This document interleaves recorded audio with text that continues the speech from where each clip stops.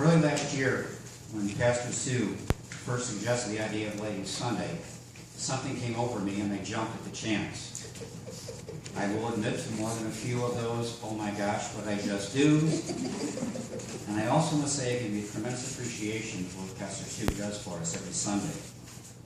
However, I knew why I did it. I knew somehow we're building today around being a gay man of faith.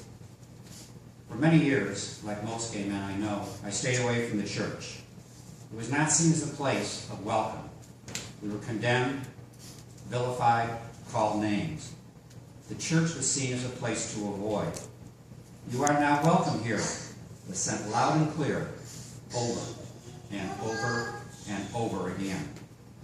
So my first inclination was to speak how in the world the place that should be most welcoming of all was the most frightening. I quickly became aware, as I was looking into this, of what some people refer to as the clobber texts. You know, clobber you with a baseball bat. There are, out of over 32,000 different verses in the Bible, 4, maybe as many as 8, that might have anything to do with same-sex love.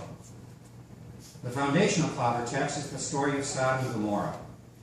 The use of this text against gays and lesbians has been long and profound. It is actually the source of the word sodomy and the definition we use. Interesting enough, it's probably the easiest one, the foundation of all, to debunk. Ezekiel chapter 16 says loud and clear what the sin of Sodom is. It's not welcoming the stranger. It's greed. It's condemning those who are different. Delicious irony and the current definition. 2 more from Leviticus. Probably no surprise here. 19, 4 through 9, and 20, chapter 13.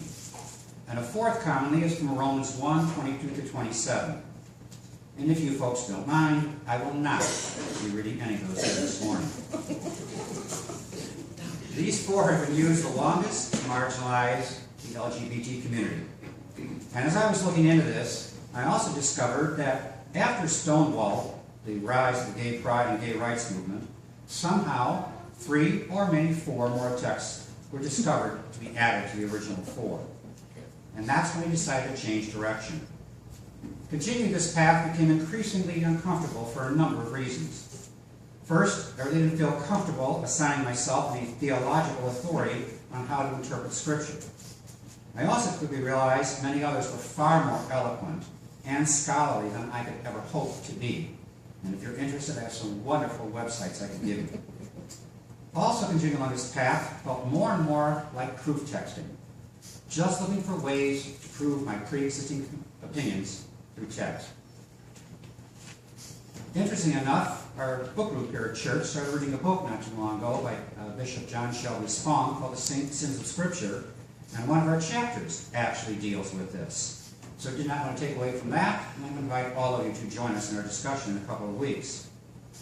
But the most compelling reason, the most compelling of all, is a gay pride flag out front of St. Michael's.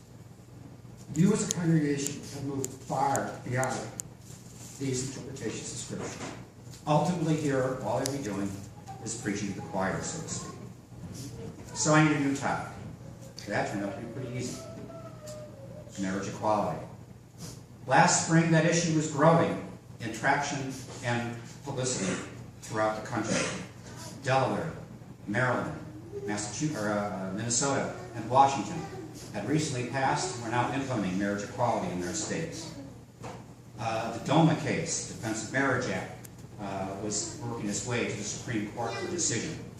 The Prop 8 case was also making its way. That's the one in California where gay marriage rights were given and then taken away.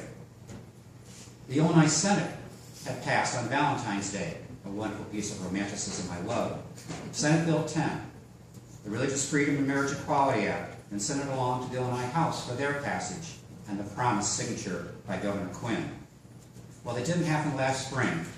Those wonderful events of last Tuesday, a great spin, what I want to talk about today. Why marriage matters, at least to me. I know for the folks that are coming to St. Michael's, it's been kind of a broken record since last May, asking the congregation for their support in passing marriage equality in Illinois. So for all those who made phone calls, I thank you from the bottom of my heart. but I promise, at least I hope, today will be the last time you'll hear from me on the issue. As I organized my thoughts on this, many reasons started coming to mind of why it matters. They quickly poured forth, so I had to organize them somehow. To me, they fell into four main areas. The deeply personal one, felt by the two people involved. The symbolic and spiritual importance of marriage in the church is another. The third is the symbolic importance of marriage outside the church in society in general. And the fourth is the secular importance of marriage, the contract law in our civil society. Let me cover these in reverse order. Did you know that there are over 1,200 separate benefits in federal law alone that are exclusive to married couples? Each and every one is bestowed immediately upon signing a marriage license, no matter where the vows took place, in a church, a judge's chambers, or on a sandy beach. Some are of value in very limited circumstances, but very important to the people involved. For instance, binational married couples immediately achieve green card status for the foreign-born spouse, essentially with no questions asked. In fact, some of you may remember a storyline on Will and Grace back in the 90s, when Jack McClelland married Rosario, Karen's maid. Of course, since Jackie is gay, there were some questions asked. However, Rosario got a green card because they were opposite-sex couple. Under federal law, spouses cannot be forced to testify against each other in a court of law. Mike, mom's the word. Medical decision-making and hospital visitation rights are unquestioned for a spouse. Yet when Mike and I travel, we have to carry our powers of attorney with us. Over 400 of these benefits reside in our federal insurance programs of Medicare and Social Security alone. And even though DOMA, Defense of Marriage Act, has been struck down, these benefits still are all dependent upon whether or not your individual state recognizes marriage. In other words, until June 1st of 2014, even if Mike and I got legally married in Iowa tomorrow, for instance, we are still legal strangers as far as Medicare and Social Security are concerned. Pension, life insurance, other inheritance rights are automatic and cannot be challenged for married couples. The most far-reaching ability, of course, is the ability to file a joint income tax return. These last two benefits are now given to all married couples, even if the state they reside in still does not sanction their marriage. In other words, on that one, if we got married tomorrow in Iowa, we still could file a federal income tax return jointly this year, even though marriage equality is not effective in Illinois until June. Beyond these secular benefits, society applies a host of symbolic importance to the term being married. I mean, really, when you hear someone just got married, don't we all kind of go, "Oh, that's nice," usually? When you invite Barbie to a party, of course you invite Bob. When you're introduced to somebody's wife or husband, you really just know now how to act and how to treat them. We see them as a family unit and revere and respect them for that reason alone. And that respect supports and buttresses that relationship to the benefit of all society. The third area of marriage is marriage in the church. Perhaps that is important to all married couples. It is of extreme importance, at least to Mike and I. So for us, we are so thankful to the United Church of Christ. Mike and I found the UCC through the Bouncer ad that ran on cable television back in 2003 through 2004. You may recall it, but if you don't, there was a bouncer outside of the church behind a velvet rope, letting in only the right people and keeping out the undesirable, the unwed single mother, the gay couple, the homeless, the undocumented immigrant. Something was clearly different about the UCC. You actually wanted us. So we found Bethany in our Church of Christ near our home in the north side of Chicago. And there we met Pastor Bill Bordenero. He had also just recently come to the United Church of Christ, changing his affiliation to the UCC from another, less welcoming congregation. It was at Bethany that we learned the UCC wasn't just a church keeping up with the times. It is a church that changes the times. The UCC, through our predecessor churches, led the fight against slavery. We were the first to ordain a female pastor, something we at St. Michael's are so grateful for. Because that was done so long ago, we are blessed to have Pastor Sue and most recently Pastor Denise. Our denomination helped lead the fight against Jim Crow and the civil rights movement in the 50s and the 60s. We were the first denomination to ordain an openly gay man. This sign of God's love and grace is what brought Pastor Bill to the UCC and into our lives. So in July 2005, when the UCC became the first mainline Protestant denomination to support marriage equality, Mike and I asked Pastor Bill if he would like to marry us. His immediate response was, "Oh boy, would I ever." So on September 16, 2006, we did get married in the church, at the altar, same scripture you heard here this morning, with the vows, with the blessing of the church, our pastor, and witnessed by over 120 of our friends and now combined family, some of whom are here today. And I might add, one super fun reception. Nowadays, the internet is awash with videos of gay proposals and gay weddings. And whenever I see one, I admit, I cry every one.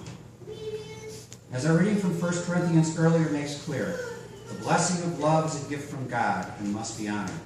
And for men of faith like Mike and I, the blessing of our church will always be paramount. The final way I mentioned earlier is that deeply personal feeling of commitment, connectedness, and fulfillment that a couple shares. This must be first, for without it, none of the others matter. Back in 1999 was when Mike and I made the most intimate commitment, when we first exchanged our rings. It was just the two of us, first day on a cruise ship, not a bad place to do it. And every time I feel my ring or look at it, I'm reminded of that day and that commitment. Mike must be too. A few weeks ago, we took our rings to Gloria's, just a little bit east of here in Washington, to have them refurbished. And while they hadn't come back, he's been driving me crazy every day. Where are the rings? I promised him they will be here by Monday. They will. So here we are, November 10th, 2013. And for us, we now have it all. We have the personal. We have the church. We have our family and friends. And at long last, the possibility in our state. It's that really brings me to the full significance of having marriage equality. Going full circle back to the Clogger texts. There is no longer any need to counter any longer what they say. Because right now, yes, Mike and I are married. We are husbands. In each other's eyes, in the eyes of society, the state, and our beloved church. Indeed, love does conquer all. Amen.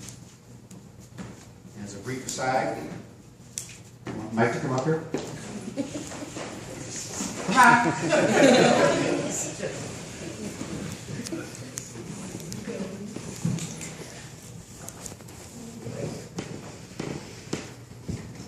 So you did it the whole time?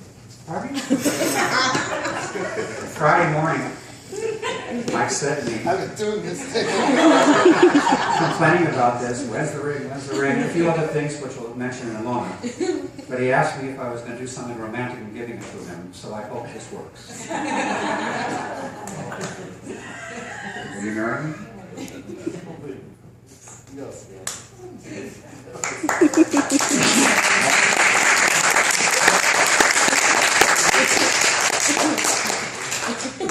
And I might add, as an announcement, we had this planned for quite a long time. Mike and I are flying to California on Tuesday, and we're getting married on Wednesday.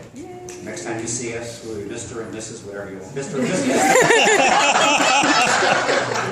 whatever you want to call us. So thank you for your support and your phone calls. Thank you.